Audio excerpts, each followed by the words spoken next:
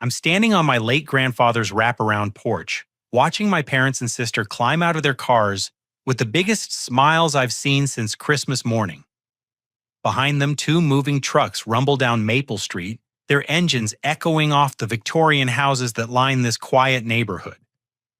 Sarah waves at me like she's greeting an old friend, not someone she's about to evict from his own home.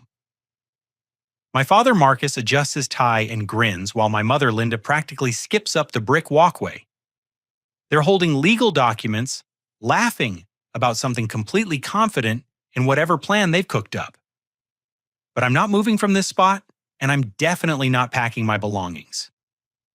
3 weeks ago, right after my college graduation ceremony, I quietly transferred this entire $1 million estate into an irrevocable trust with myself as the sole beneficiary. The manila folder in my hands contains documents they know absolutely nothing about. The past 6 months have been a whirlwind of legal battles, family drama, and painful discoveries about the people I thought I knew best. It all started last November when Grandpa Walter passed away peacefully in his sleep at 87 years old. The whole family gathered at Patricia Sullivan's law office downtown for the will reading, and everyone just assumed the estate would be split 3 ways among his children. I remember sitting in that stuffy conference room with its dark wood paneling and law books stacked floor to ceiling, watching my relatives whisper among themselves about how they'd divide up Walter's assets. Sarah had already started browsing interior design magazines, planning to modernize what she called his dusty old Victorian.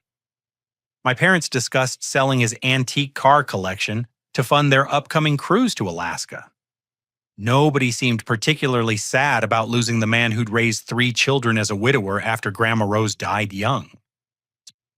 When Patricia cleared her throat and began reading, the room fell silent. Walter had left his entire estate to me. The Victorian mansion on Maple Street, worth approximately $1.2 million, investment accounts totaling $800,000.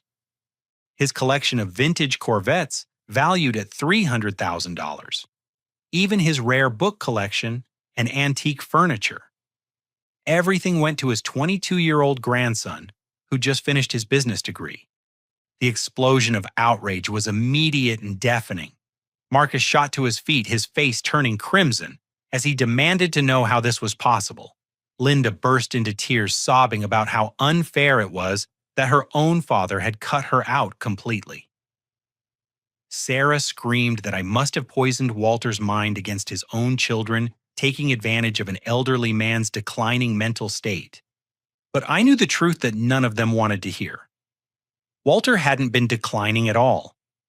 His mind stayed sharp right until his final breath, and he'd made this decision after years of watching his children ignore him completely. While they were busy with their own lives, I was the one who visited every Sunday after church. I helped him fix the leaky kitchen faucet, organized his medications, and listened to his stories about serving in Korea and building his construction business from nothing. More importantly, I was the only one who noticed when local developers started circling the neighborhood like vultures, pressuring elderly homeowners to sell their properties for a fraction of their worth. Walter spent his last 2 years documenting their predatory practices, and he'd chosen me as his heir because he trusted me to continue protecting what he'd built. Within a week of the will reading, Marcus hired Jonathan Hayes, one of the most aggressive probate attorneys in the state. Hayes immediately filed paperwork to contest the will, claiming Walter had been mentally incompetent when he'd changed his beneficiary. My father was determined to prove that I'd manipulated a sick old man into giving me everything. The legal battles consumed the next 5 months. I continued living in Walter's house while finishing my final semester at State University, driving the 40-minute commute each day in his pristine 1967 Corvette.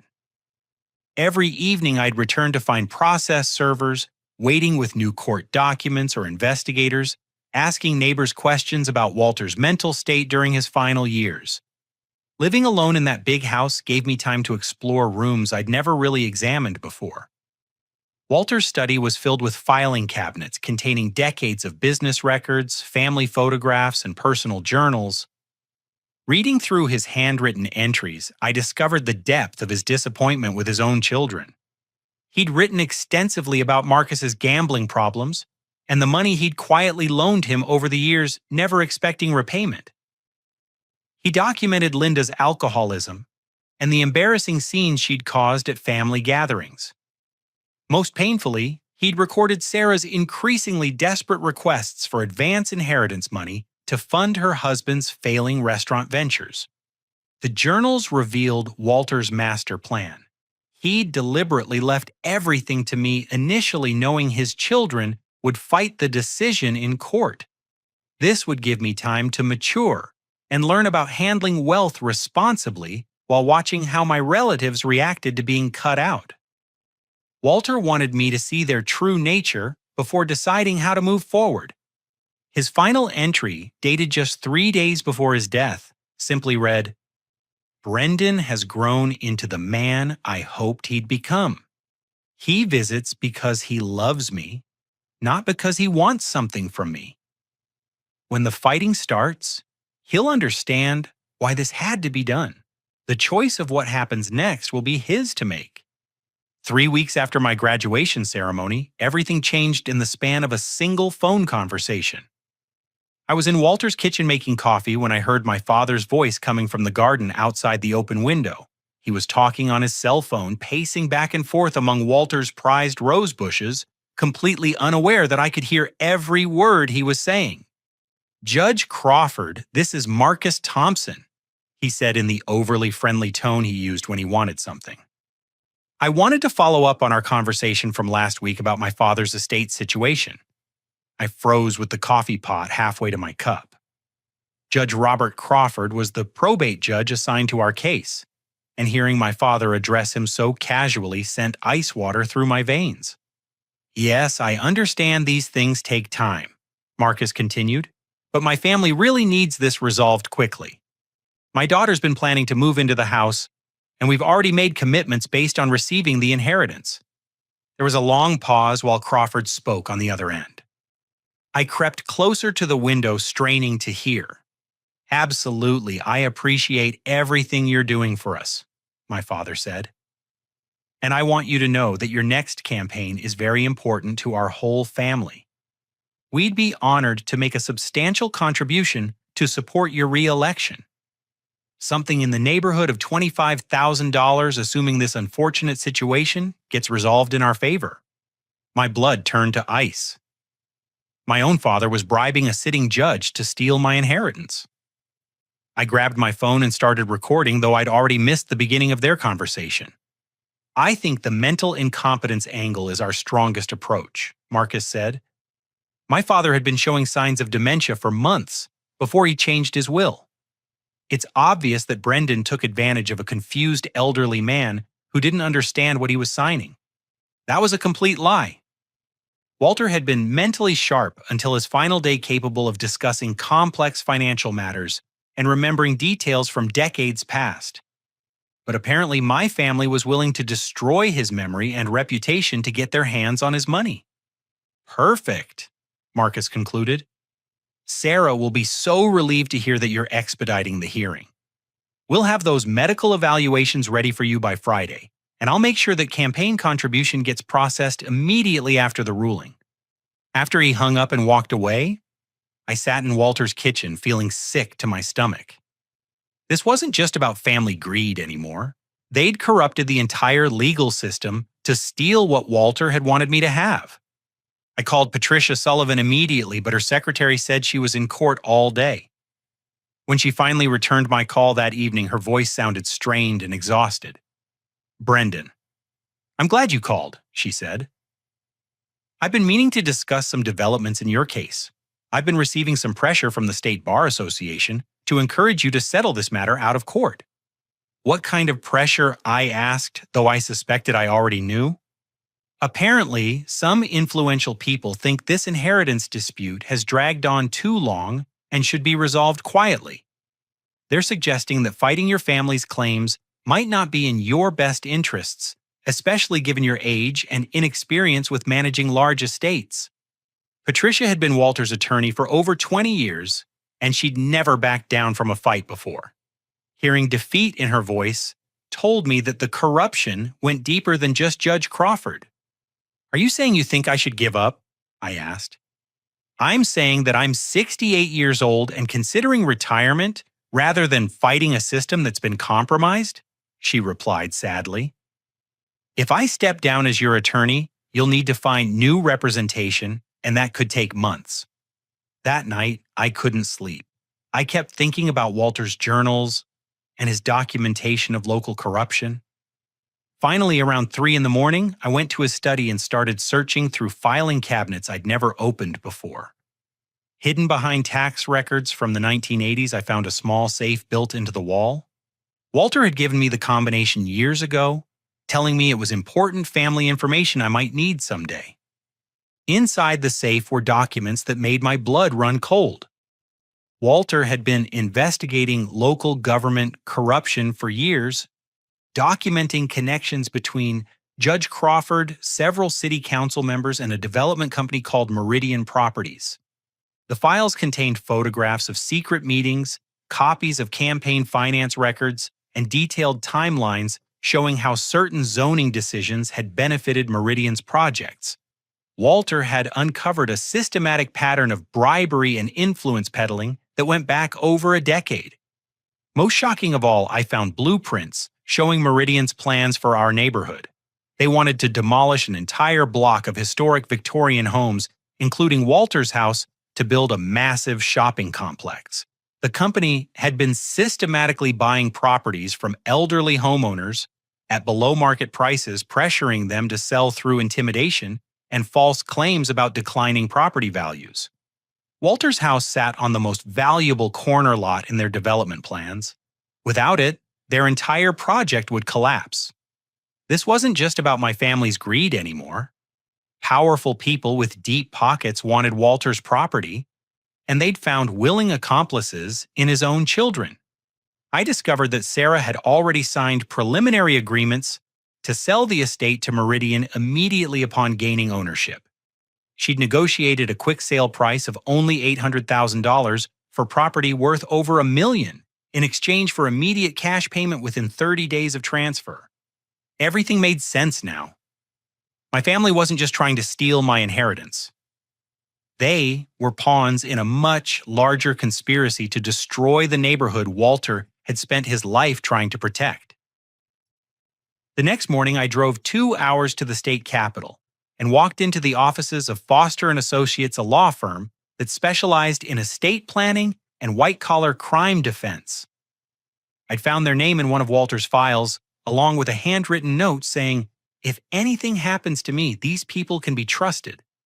Daniel Foster was a sharp-eyed man in his 50s who listened to my entire story without interruption, occasionally taking notes on a yellow legal pad. When I finished explaining about the corruption and my family's involvement, he leaned back in his chair and studied me carefully. "Your grandfather was a remarkable man," he said finally. "He contacted us about 6 months before his death, wanting to set up contingency plans in case his family tried to contest his will through fraudulent means." My heart nearly stopped. He knew this would happen? Walter suspected it, yes. He'd been documenting corruption in your county for years, and he knew powerful people wanted his property. He also knew his children well enough to predict how they'd react to being disinherited. Daniel opened a file cabinet and pulled out a thick folder with my name on it. He left instructions for creating an irrevocable trust in your name, but only if you came here voluntarily after learning the full scope of what you were facing. He wanted you to understand the stakes before taking this step. Creating the trust required extensive documentation proving my mental competency and financial understanding. Daniel arranged for comprehensive psychological evaluations, financial literacy tests, and recorded statements explaining my decision-making process. We completed everything in absolute secrecy over the course of a week, working evenings and weekends to avoid detection. The irrevocable trust made me the sole beneficiary and trustee of Walter's entire estate. Once established, the trust couldn't be altered or dissolved by court order, even if I was declared mentally incompetent. The property would remain protected regardless of what legal challenges my family might mount. They might. But while I was securing the inheritance legally, my relatives were mounting their own offensive on a completely different front. My cousin Ashley called me Wednesday evening, her voice shaking with worry. "Brendan, I need to tell you something that Sarah made me promise not to share," she said. "She's been spreading rumors around town about your mental health, telling people that you've been acting strange since Walter died." "What kind of rumors?" I asked, though I dreaded the answer. "She's claiming you've been talking to yourself in the house, staying up all night, rearranging Walter's belongings, and making paranoid accusations about family members trying to steal from you. She told my mom that you've been acting so erratic that she's worried about your safety." The manipulation was more sophisticated than I'd expected. Sarah wasn't just challenging my legal right to the inheritance. She was systematically destroying my reputation and credibility in the community. If people believed I was mentally unstable, it would be much easier for Judge Crawford to rule against me. "There's more," Ashley continued reluctantly. "She showed me some medical records claiming you sought psychiatric treatment for depression and paranoid delusions after Walter's funeral." "Those are completely fake," I said immediately. "I've never seen a psychiatrist in my life." "I know they're fake, but they look really official. Sarah has been showing them to people around town, building support for the idea that you're not capable of managing Walter's estate." The forgeries were sophisticated enough to fool casual observers. Someone with access to medical formatting software and official letterhead had created convincing documents suggesting I'd been treated for severe depression and paranoid ideation at Regional Medical Center's psychiatric unit. I confronted my college roommate Jake the next day, finding him at his apartment near campus. He looked guilty the moment he opened the door, unable to meet my eyes. "Sarah offered you money, didn't she?" I asked directly. Jake's shoulders sagged in defeat. "She said she'd pay me $5,000 to sign a statement saying you'd talked about suicide and seemed mentally unstable during your final semester. She claimed she was worried about your safety and needed documentation to get you help. But you didn't sign it." "Of course not. You're the most level-headed person I know." "But she found other people who were willing to lie for money." The scope of Sarah's deception was breathtaking. She'd systematically approached my college acquaintances, offering cash payments for sworn statements about my alleged mental instability.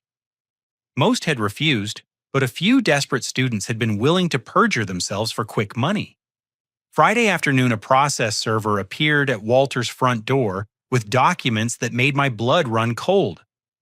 My family had petitioned the court for emergency guardianship, claiming I was mentally unfit to manage the inheritance due to severe psychological disturbance following Walter's death. The petition included the forged medical records, purchased affidavits from college acquaintances, and sworn statements from my parents describing my alleged erratic behavior. They'd scheduled an emergency hearing for Monday morning, hoping to catch me off guard and unprepared. Their plan was elegant in its simplicity. Have me declared mentally incompetent on Monday, assign Sarah as my guardian, with control over all financial decisions, then immediately transfer the estate to her name and sell it to Meridian Properties. By the time I could mount any legal challenge, the house would be demolished and the evidence of corruption buried under concrete and steel. Saturday night, I sat in Walter's study, reading his journals one final time, preparing for what I knew would be the fight of my life. Sunday morning would bring my family to the door with moving trucks, confident that their conspiracy had succeeded. They had no idea that while they'd been forging documents and bribing judges, I'd been quietly moving all of Walter's assets beyond their reach forever. As I watched the sun set over the neighborhood Walter had loved so much, I felt his presence in every corner of the house he'd built with his own hands. Tomorrow would determine whether his legacy survived or whether corruption and greed would finally tear apart everything he'd worked to protect. Sunday morning arrived crisp and clear, with autumn sunlight filtering through the maple trees that gave our street its name. I stood at the living room window, watching my family's cars turn the corner, followed by two enormous moving trucks.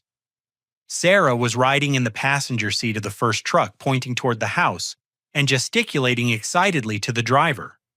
My parents climbed out of their sedan, both dressed in their finest clothes as if they were attending a celebration rather than an eviction. Marcus wore his lucky navy suit, the one he'd worn to Sarah's wedding and my graduation ceremony. Linda had on her pearl necklace and the smile she usually reserved for church functions and neighborhood association meetings. Sarah bounded out of the moving truck like a kid on Christmas morning, already barking orders at the crew about which boxes should go where. She was carrying a leather portfolio that I assumed contained all her forged documents and fraudulent court orders. Behind them, movers began unloading dollies and moving blankets, preparing to strip the house of everything Walter had accumulated over 8 decades of life. They approached the front porch with absolute confidence, chatting and laughing among themselves. Sarah pulled out her phone to take a selfie in front of what she clearly believed was now her house, probably planning to post it on social media with some caption about finally getting what she deserved. But as they climbed the steps, their expressions began to change. I was standing on the porch as they'd expected, but I wasn't alone, and I definitely wasn't packing my belongings into cardboard boxes. Beside me stood a man in a dark charcoal suit who looked nothing like anyone they'd ever seen before. He was tall and lean with graying temples and the kind of steady gaze that came from years of interrogating people who thought they were smarter than the law. His posture radiated authority, and the way he studied my approaching family members suggested he knew far more about them than they could possibly imagine. Agent William Thompson of the Federal Bureau of Investigation had arrived at dawn carrying a briefcase full of evidence and federal arrest warrants that would change everything about this Sunday morning confrontation. "Good morning," Agent Thompson said calmly as my family reached the top of the porch steps. He pulled out his credentials and held them up for everyone to see. "I'm Agent Thompson with the FBI's Public Corruption Unit. I believe we need to have a conversation." The transformation in my family's demeanor was instantaneous and complete. Marcus went pale, his confident smile evaporating like morning mist. Linda's hand flew to her throat, clutching her pearls, as if they might somehow protect her from federal law enforcement. Sarah's leather portfolio slipped from her fingers, spilling forged documents across the painted porch boards. "I don't understand." Marcus stammered, his voice cracking like a teenager's. "We're just here to help our son move his belongings. There must be some mistake." "Oh, there's been a mistake, all right," Agent Thompson replied, opening his briefcase and pulling out a thick manila folder. "But it wasn't made by the Bureau. We've been investigating public corruption and real estate fraud in this county for the past 18 months, and your family has provided us with some very interesting evidence." Sarah found her voice first, probably because she'd had the most practice lying. "This is harassment," she declared, though her voice shook with barely controlled panic. "We haven't done anything wrong. We're just trying to help our mentally unstable relative get the care he needs." Agent Thompson's smile was as cold as January wind. Mentally unstable. Is that what you call the young man who's been working undercover with federal law enforcement for the past 3 months? The silence that followed was so complete that I could hear birds singing in Walter's oak tree and the distant sound of church bells from St. Mary's downtown. My family stood frozen, trying to process what they'd just heard. "You see," Agent Thompson continued, "Walter Thompson wasn't just your grandfather Brendan. He was also a federal informant who'd been documenting corruption in local government and real estate development for years. His decision to leave you his estate wasn't just about love, though that was certainly part of it.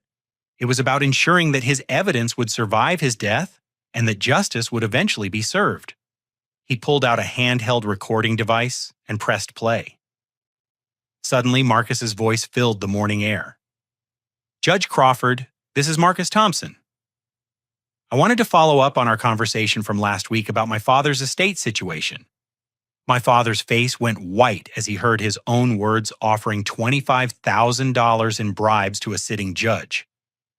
Linda sank down onto the porch swing, apparently unable to remain standing, as the full scope of their legal jeopardy became clear. That recording was made last Tuesday, Agent Thompson explained. We have similar recordings of phone conversations between Sarah and representatives from Meridian Properties discussing the sale of this estate before she'd legally obtained ownership.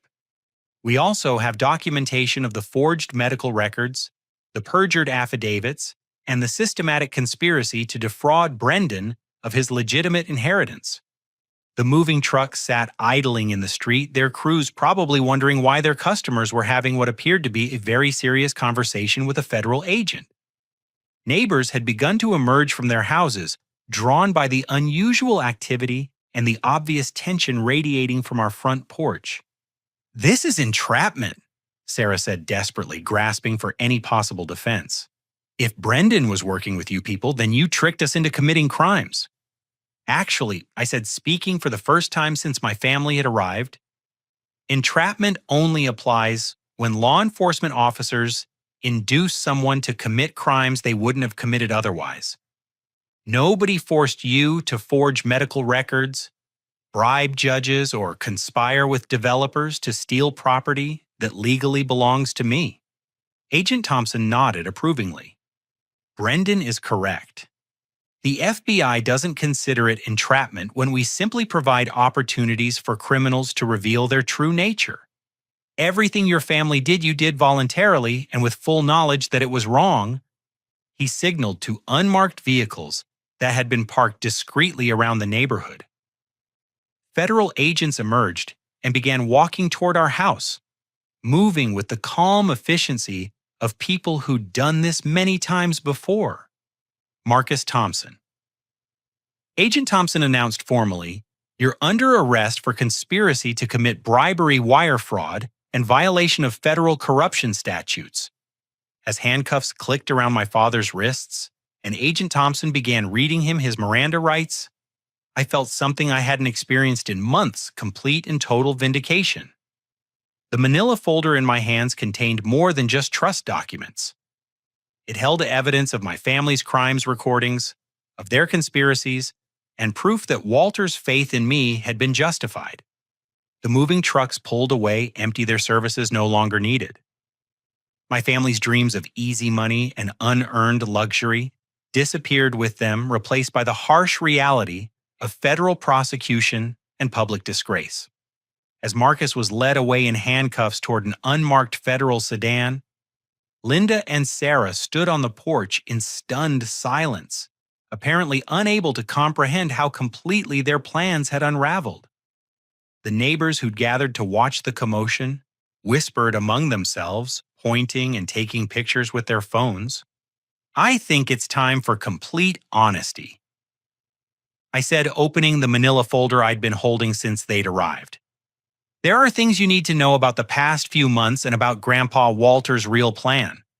Agent Thompson gestured for Linda and Sarah to sit down on the porch furniture Walter had refinished himself years ago. They complied, mechanically, moving like people in shock who were operating on autopilot rather than conscious thought. "First," I continued, "every conversation we've had since Walter's funeral has been recorded with FBI approval. Daniel Foster isn't just any attorney. He's a former federal prosecutor who specializes in public corruption cases. The trust we created wasn't just about protecting the inheritance. It was about ensuring that your criminal conspiracy would be properly documented and prosecuted."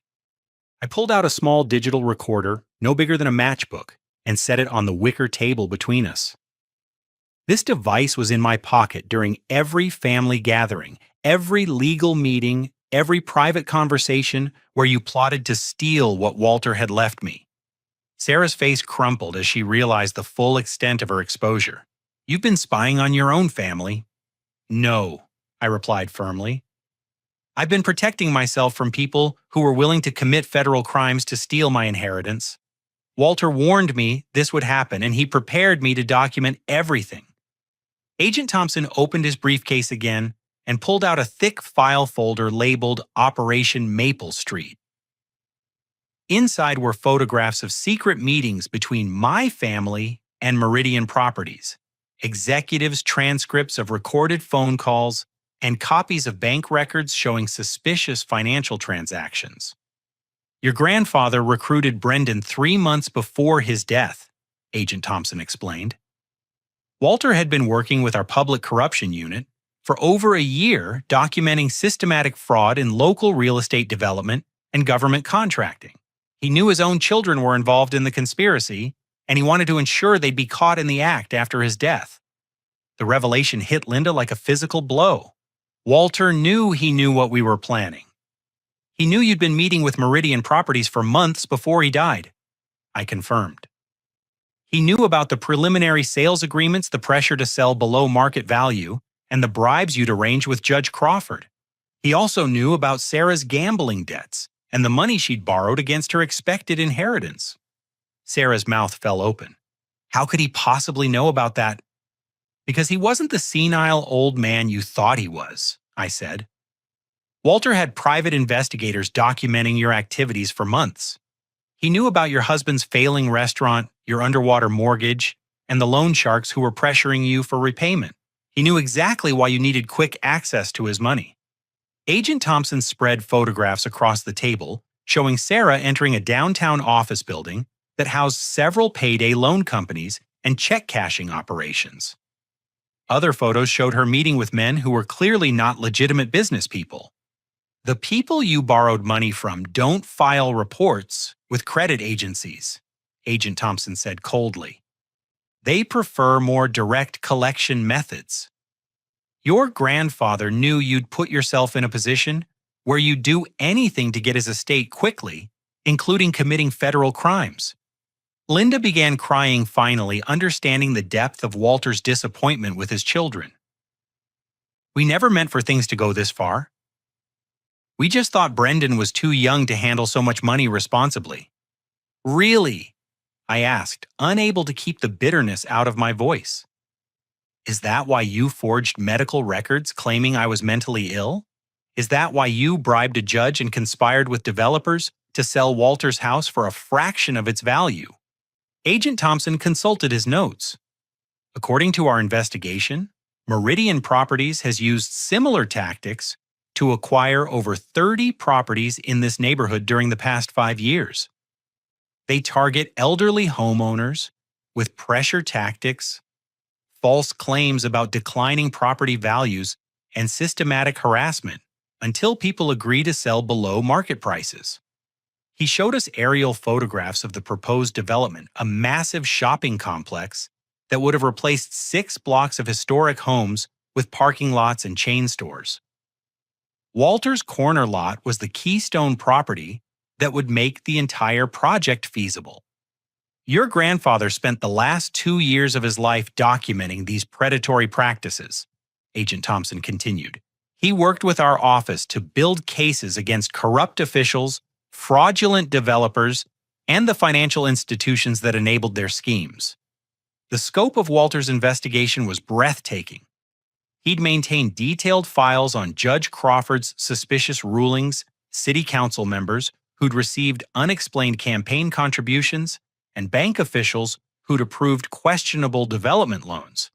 His evidence had led to indictments that went far beyond our family's small-scale corruption. Walter's final recordings were made just 2 days before he died, I said, pulling out a laptop computer that had been hidden in his study. He wanted you to hear his actual feelings about what you'd become. I pressed play, and suddenly Walter's familiar voice filled the morning air. He sounded strong and clear, nothing like the confused elderly man my family had described in their court filings. If you're listening to this, it means my children have revealed their true nature, and Brendan has learned the hard lessons I hoped he'd never need to learn. Walter's voice said, I didn't cut you out of my will because I stopped loving you. I cut you out because enabling your destructive behavior would have been the cruelest thing I could do to you. Linda sobbed harder as her father's voice continued from beyond the grave. Marcus, your gambling addiction has cost you 3 jobs and nearly destroyed your marriage. Giving you money would have been like giving alcohol to a drunk. Linda, your drinking problem has embarrassed this family for years. And you've used guilt and manipulation to avoid taking responsibility for your actions.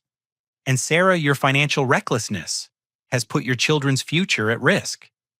The recording continued for another 10 minutes, with Walter explaining exactly how he'd discovered each of their secrets and why he'd chosen to leave everything to me instead. His voice never rose in anger, but the disappointment was devastating to hear. Brendan earned this inheritance by loving me unconditionally and helping me without expecting anything in return, Walter concluded. But more importantly, he's earned the right to decide whether his family deserves forgiveness and a chance at redemption. That choice is his to make, not mine. As the recording ended, Agent Thompson stood up and signaled to his colleagues. Linda Thompson and Sarah Mitchell, you're both under arrest for conspiracy to commit fraud forgery of official documents and participation in a racketeering enterprise. While they were being processed and read their rights, I sat alone on Walter's porch holding the trust documents that would protect his legacy forever. The irrevocable trust meant that no court order, no matter how corrupt, could ever take this property away from me or the causes Walter had cared about. But as I watched my mother and sister being led away in handcuffs, I realized that winning the legal battle was only the beginning.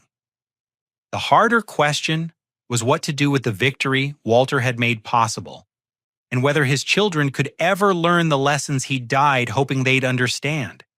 6 months after that Sunday morning confrontation, I sat in a federal courthouse downtown, watching Judge Patricia Williams sentence the people who'd once been the most important figures in my life. The courtroom was packed with reporters, neighborhood residents, and other victims of the corruption ring that Walter's investigation had exposed. Marcus was the first to face judgment. He stood before the bench wearing an orange jumpsuit and handcuffs, a far cry from the confident businessman who'd tried to bribe his way to my inheritance. His gambling addiction had cost him his job, his reputation, and now his freedom. Marcus Thompson. Judge Williams announced, "You are hereby sentenced to 2 years in federal prison for conspiracy to commit bribery and wire fraud. Additionally, you will serve 2 years of supervised probation and perform 500 hours of community service upon your release." My father accepted his sentence without visible emotion, though I noticed his hands shaking as the bailiff led him away. His attorney had negotiated a reduced sentence in exchange for cooperation with ongoing corruption investigations. But 2 years would still give him plenty of time to think about the choices that had brought him to this point. Sarah's sentencing was more difficult to watch. She'd lost significant weight during the months of legal proceedings, and her usually perfect appearance had deteriorated to the point where she looked like a stranger. Her husband had filed for divorce and moved their children to another state, leaving her completely alone to face the consequences of her actions. Sarah Mitchell. Judge Williams said, "You are sentenced to 18 months in federal prison for fraud, forgery, and conspiracy. You will also serve 3 years of supervised probation and pay restitution to the victims of your fraudulent schemes." Sarah began crying as she was handcuffed, finally understanding that her desperate attempts to solve financial problems through criminal means had cost her everything she'd claimed to be trying to protect. Her children would grow up knowing their mother was a convicted felon. Linda received the lightest sentence because her role in the conspiracy had been more limited. Judge Williams sentenced her to 2 years of probation, 6 months of house arrest, and 1,000 hours of community service. She would avoid prison, but her reputation in the community where she'd lived her entire life was permanently destroyed. The biggest fish in Walter's corruption investigation was Judge Robert Crawford himself. His sentencing hearing had taken place the week before, resulting in a 10-year federal prison sentence for accepting bribes, obstruction of justice, and abuse of his judicial office. The FBI had uncovered evidence that he'd been taking payments from developers and attorneys for over a decade, affecting hundreds of cases and thousands of lives. Meridian Properties and its executives faced even harsher justice. The company was dissolved entirely, with its assets seized to pay restitution to the families they'd defrauded. 3 executives received sentences ranging from 5 to 15 years, and the proposed shopping complex that would have destroyed our neighborhood was permanently canceled. As I left the courthouse that day, I felt a mixture of relief and sadness that was difficult to describe. Justice had been served, but it had come at the cost of destroying relationships with people I'd once loved and trusted.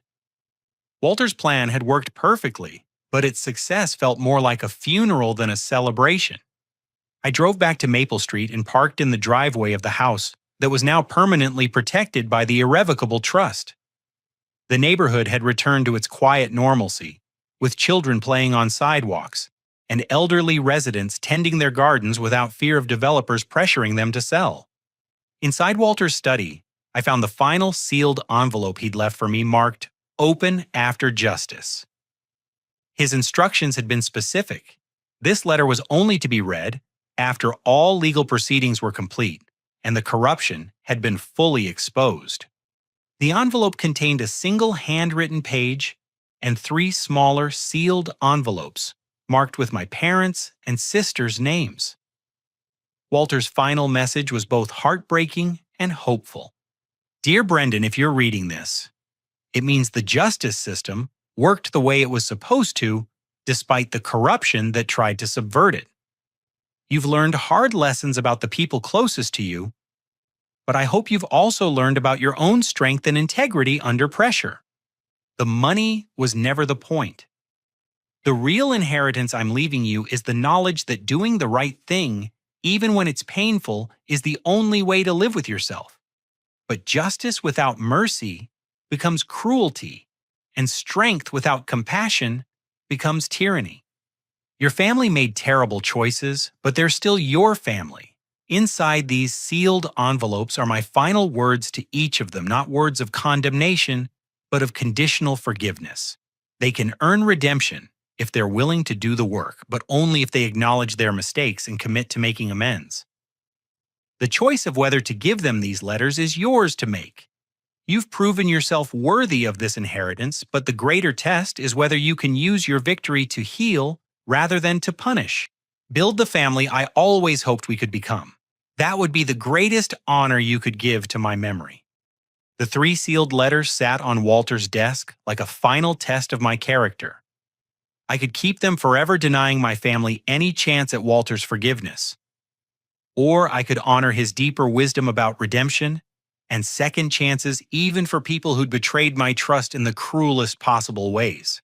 As evening shadows lengthened across Walter's study, I made the decision that would determine whether his legacy would be defined by justice alone or by the more difficult combination of justice and mercy that he'd spent his lifetime trying to embody.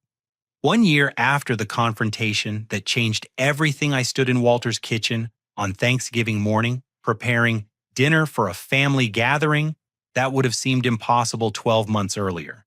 The house smelled of roasting turkey and fresh-baked rolls, the same aromas that had filled this space during Walter's lifetime, when he'd insisted on hosting every major holiday.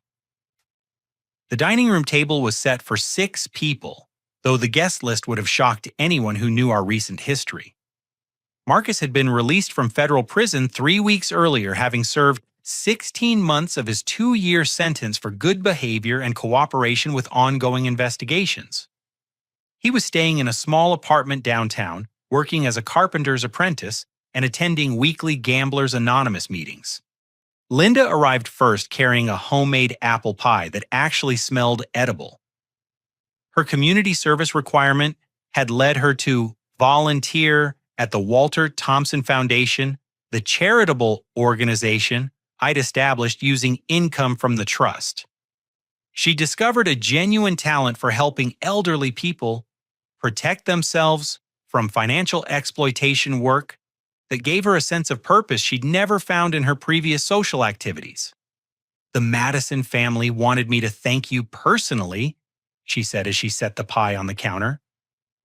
Mrs. Madison said the foundation's legal help saved her from losing her house to those predatory reverse mortgage scammers.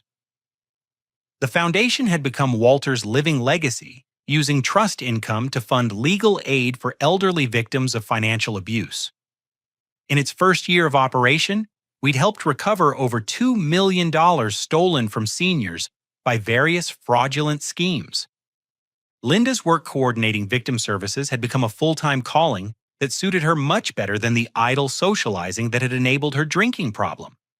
Sarah arrived next looking healthier than she had in years, but carrying the visible weight of everything she'd lost. Her 18-month prison sentence had ended 6 months ago, but rebuilding her life proved much more challenging than serving her time. Her ex-husband had maintained full custody of their children, allowing her only supervised visits until she could prove long-term stability. "I brought this for Walter," she said quietly, placing a small potted plant near his photograph on the mantelpiece. "It's a cutting from the rose bush he taught me to tend when I was 8 years old. I thought he might like having part of his garden back in the house." Sarah was living in a halfway house and working 2 part-time jobs while attending court-mandated financial counseling. The gambling addiction that had driven her desperate choices was being addressed through therapy, but she still faced years of work, rebuilding relationships with her children, and earning their trust again. Marcus knocked on the door at exactly 2 o'clock wearing the clean work clothes that had become his uniform since leaving prison. His hands showed calluses from honest labor, and his face had lost the soft appearance that came from years of office work and easy living. Prison had been humbling, but it had also forced him to confront the addiction that had controlled his decisions for decades. "The Hendersons' kitchen is finished," he reported as he hung his coat in the front closet. "Mrs. Henderson said to tell you that having grab bars and accessible cabinets installed has made all the difference in her independence." Marcus was working with a construction company that specialized in home modifications for elderly and disabled residents. Many of his projects were funded by foundation grants, allowing him to contribute directly to the mission Walter had established. The irony wasn't lost on any of us that he was now building accessibility features for seniors instead of scheming to defraud them of their homes. The final guest was Agent William Thompson, who had become something of a family friend over the past year. His investigation of local corruption had expanded far beyond our original case, resulting in the prosecution of over 30 public officials and business executives. He'd requested permission to attend our dinner as a way of honoring Walter's contribution to cleaning up the county's government. "I have an update on the Meridian Properties Victims Fund," Agent Thompson announced as we gathered around the dining table. The final asset seizures were processed last week, bringing the total restitution fund to $4.7 million. Every family that lost property to their fraudulent schemes will receive full compensation. As we held hands around the table, I felt Walter's presence in every corner of the room he'd loved so much. The mansion remained exactly as he'd left it, protected forever by the irrevocable trust that ensured no corrupt judge or greedy developer could ever threaten it again. But the house had become more than just a memorial. It was now the headquarters for a foundation that carried Walter's values into the future. "Before we eat," I said, "I want to read something that Walter left for this moment." I pulled out the final letter from his sealed envelope, one I'd never shared before because it was meant specifically for the day when his family had learned to choose love over greed, truth over deception, and service over selfishness. "My dear family." Walter's letter began, "If you're hearing these words, it means you've traveled the difficult path from betrayal to redemption, from selfishness to service, from destruction to healing. The money I left to Brendan was never about rewarding one person and punishing others. It was about creating the conditions where my family could learn what truly matters in life. Wealth that isn't earned becomes a curse that destroys character. Forgiveness that isn't earned becomes enabling that prevents growth.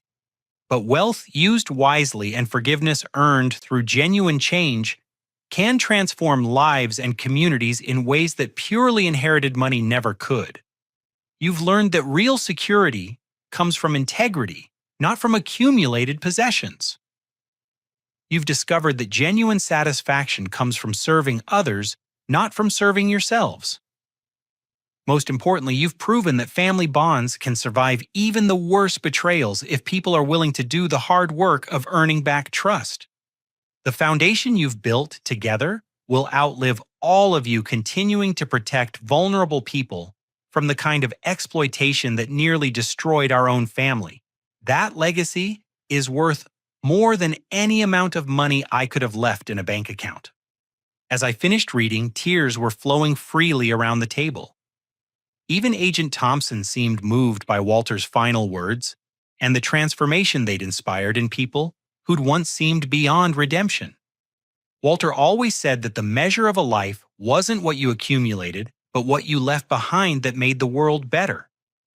I continued. He left behind a family that learned to choose service over selfishness, truth over convenience, and love over money. We spent the rest of the afternoon sharing stories about Walter's influence on our lives, laughing about his stubborn insistence on repairing everything himself and planning future foundation projects that would honor his memory. For the first time in years, conversation flowed naturally without underlying tension or unspoken resentments. As evening shadows lengthened across the dining room, I realized that Walter's greatest gift hadn't been the inheritance itself, but the journey it had forced us all to take. The money had revealed everyone's true nature, but the consequences had provided opportunities for genuine transformation. Agent Thompson departed first, thanking us for the invitation, and promising to visit again during the holidays. Marcus, Linda, and Sarah lingered longer, reluctant to end what had become the first genuinely peaceful family gathering in years. "Walter would be proud of what you've accomplished," Linda said as she helped clear the dinner dishes. "Not just with the foundation, but with giving us chances to earn back your trust. He never stopped believing that people could change if they were willing to face the truth about themselves," I replied. "The hardest part was learning to believe it myself. As my family prepared to leave, I stood on the same porch where I'd confronted their corruption a year earlier. The manila folder that had once contained evidence of their crimes was now filled with foundation reports, volunteer schedules, and plans for expanding our services to help even more vulnerable families. The neighborhood around us had been transformed as well. Property values had stabilized after the corrupt development schemes were exposed, and several young families had moved into homes that might have been demolished for shopping centers. Children played in yards where bulldozers would have operated if Walter's investigation hadn't stopped Meridian Properties. Before you go, I said, I want you to know that Walter left specific instructions about the foundation's future. When I turn 40, control of the trust will transfer to a board, consisting of all of us plus community representatives and foundation beneficiaries." Sarah looked surprised. "You mean we'll all have a voice in how the money gets used?" Walter wanted to ensure that the foundation would outlive any one person's leadership, I explained.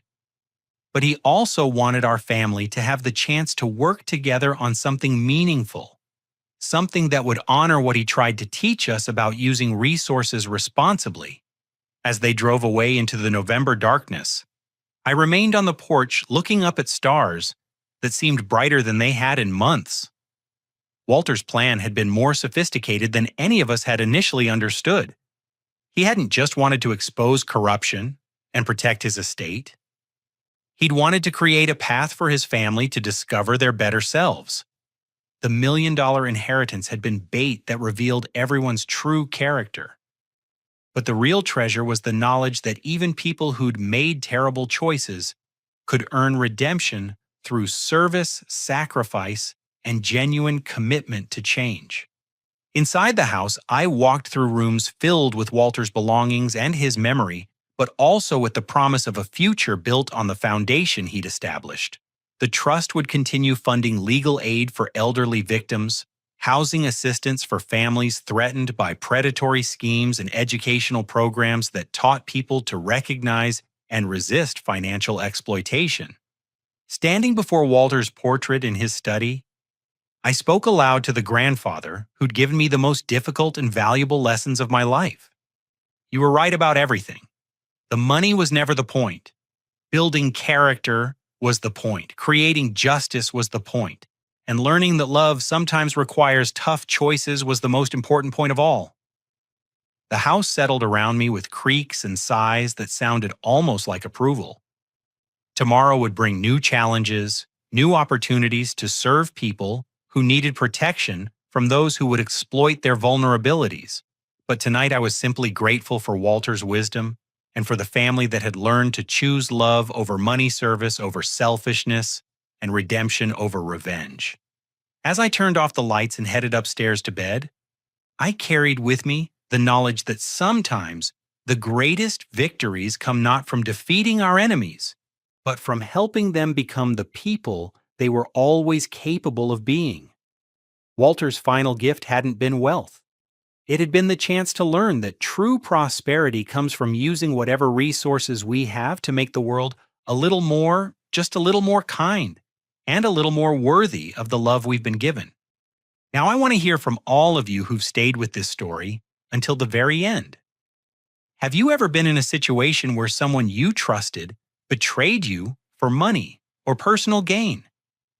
How did you handle it, and what did you learn about forgiveness versus justice? Share your thoughts in the comments below because these experiences shape who we become as people. If this story resonated with you, please hit that like button to let me know it was worth telling.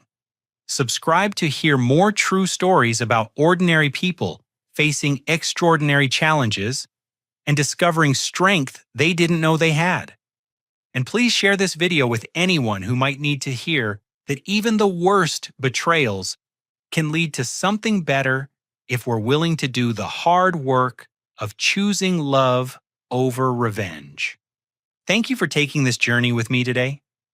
Remember that your greatest inheritance isn't what others leave you, but what you choose to leave behind for the people who come after you.